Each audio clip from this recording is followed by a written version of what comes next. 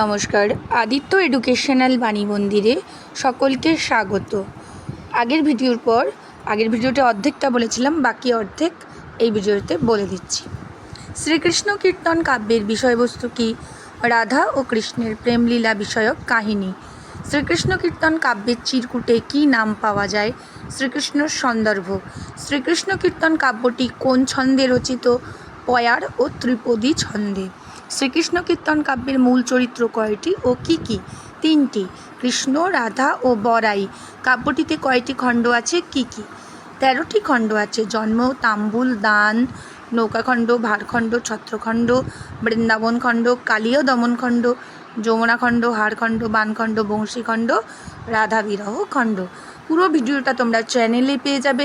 আর এগুলো সমস্ত ইম্পর্ট্যান্ট প্রশ্ন ব্যাখ্যা করে চ্যানেলে সমস্ত বোঝানো আছে। সাবস্ক্রাইব করে দিও।